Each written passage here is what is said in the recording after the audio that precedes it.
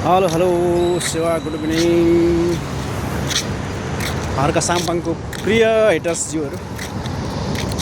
तपाईँहरूको जुन हर्का साम्पाङलाई अहिले यो अरिङ्गालको गोला खनेर चिल्नु जान्छ नि त्यही पाराले हर्का साम्पाङमाथि पुरै सामाजिक सञ्जाल खनिएको देखिन्छ क्या गालीहरू यस्तो यस्तो आमामामा गाली गलौज घृणाहरूदेखि लिएर अनेक किसिमको है अब यस्तो उच्च कोटिको गालीहरू छ फेरि उच्च स्तरीय गाली के गालीको पनि स्तर हुन्छ नि त होइन एकदमै माथिल्लो स्तरको गालीहरू क्या त्यो गालीहरू यस्तो अर्को सामामाथि बज्रिरहेको छ नि तपाईँहरूले के कसरी चिन्नु भएको छ बुझ्नु भएको छ अर्को साम्पाङलाई मैले पनि चिनेको त सामाजिक सञ्जालबाटै चिनेको बुझेको हो मैले बुझेअनुसार मैले चिनेअनुसार अर्को साम्पाङलाई त्यो तपाईँहरूको जुन यस्तो त्यो उच्च स्तरीयको गालीहरू छ नि एउटा पुरै खनेर सामाजिक सञ्जाल अहिले रासोपाको त डल्लै झन्डै दुई तिहार नजिकको भर्खरै जितेको चुनाव पनि हो माहौल त झन् रासोपामय नै छँदैछ अनि त्यसपछि समानुपातिक समेत धेरै भोट आएको पुरै वातावरण नै रासोपामय नै छ त्यसपछि रासोपाको सरकारले अहिले जुन एउटा छक्का र चौका हान्ने काम गरिरहेछ रासोपामय एउटा वातावरण बनेको छ त्यो बिचमा हर्का साम्पाङ जस्तो व्यक्तिलाई यसरी प्रहार हुनु त स्वाभाविक कुरा हो हर्का साम्पाङमाथि हर्का साम्पाङको बोलीमाथि हर्का साम्पाङलाई दबाउनको लागि यो प्रहारहरू त स्वाभाविक हो होइन तर त्यो प्रहार चाहिँ थाम्न सक्छ कि सक्दैन हर्का साम्पाङले भन्ने कुरा हो र तपाईँहरूको पनि उद्देश्य त्यही हो हर्का साम्पाङलाई चाहिँ दबाएरै पेलेरै यसलाई चाहिँ ठिक पार्ने हो लाइनमा ल्याउने हो भन्ने नै होला तर मैले जसरी जतिसरी बुझेको छ हर्का साम्पाङलाई तर यो तपाईँहरूको जुन यो गालीहरू एकदमै उच्च स्तरीय गालीहरू सहितको एउटा अनेक किसिमको छ नि प्रहारहरू छ नि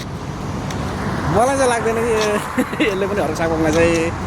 के अरे प्रेसर फिल गराउँछ हर्का साम्पाङ ब्याक हुन्छ हर्का साम्पाङले हार मान्छ जस्तो मलाई चाहिँ लाग्दैन है हर्का साम्पाङले चाहिँ आफ्नो न त रफ्तार छोड्छ न त बोल्नु छोड्छ न त काम गर्नु छोड्छ त्यो चाहिँ मलाई असर पार्छ जस्तो चाहिँ मलाई चाहिँ लाग्दैन तै पनि अब तपाईँहरूले हर्का साम्पाङलाई पेलेरै ठिक ठाउँमा ल्याउने एउटा साइजमा राख्ने भन्ने र मनस्थिति छ भने अझै पनि कन्टिन्यू गर्दै नै जानु होला त्यसमा भन्नु केही पनि छैन गालीहरू अझ उच्च स्तरीय गालीहरूको बर्सात गर्नु होला होइन तर हर्का साम्पाङले आफ्नो रफ्तार चाहिँ छोड्छ मलाई जस्तो लाग्दैन मलाई हर्का साम्पाङले अहिले जुन गालीहरू खाइरहेछ नि अब यो दार्चुलाको पुल सुरु गरेपछि हर्का साम्पाङलाई वा भनेर त्यहाँनिर सुरु भइसक्छ हर्का साम्पाङले त्यो एउटा माहौल क्रिएट गर्छ क्या हर्का साम्पाङ पनि त्यति लाटो छैन नि त लाटो मलाई चाहिँ लाग्दैन अब है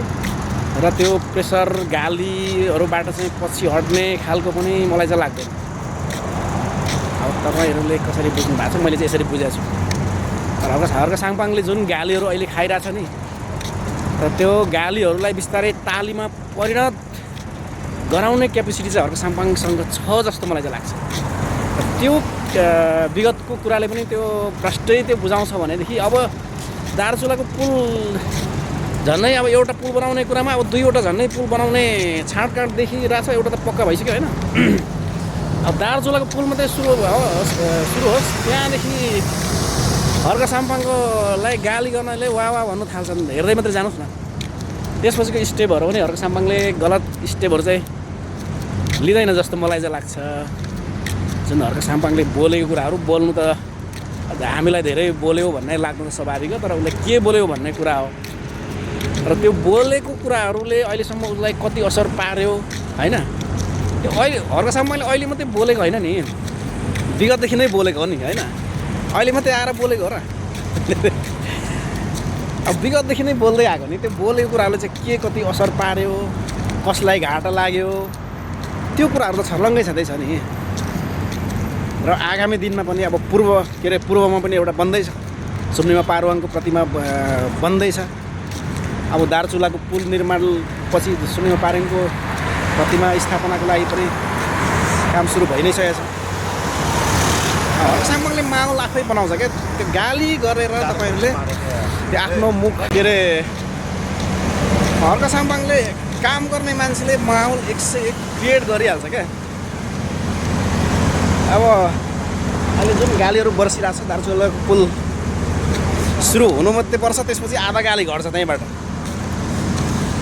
त्यसपछि हर्क साम्पाङले बोल्नु त छोड्दैन हेर्नु तपाईँहरूले अब मलाई चाहिँ त्यस्तो लाग्छ अब कम्ती बोल्नुपर्छ भन्ने त कम्ती बोलेदेखि त राम्रो हुन्थ्यो भन्ने त मेरो पनि हो तर पनि अब बोल्नु छोड्दैन त के गर्नु कि त सपोर्ट कि त सिधै रासोपामा लाग्नु पऱ्यो तपाईँहरू जस्तै होइन उसलाई हर्क साम्पाङलाई संसदीयलाई छोडेर कि त अब हर्क साम्पाङको काम कुरालाई साथ सपोर्ट गरेर चुपचाप पारामा चल्नु पऱ्यो नत्र यो गालीको वर्षा आफ्नो मुख तितो बनाएर कसैले त यस्तो गालीहरू लेख्छन् कि म गाली लेख्दाखेरि पनि त्यो स्ट्याटस लेख्छन् नि गाली लेख्छ नि त्यो गाली लेख्दै गर्दाखेरि पुरै मुख बिगारेर अनुहारै बिगारेर लेखिरहेको जस्तो महसुस हुन्छ क्या त्यस्तो गालीहरू लेखिरहेको हुन्छ अब तर त्यो गालीहरू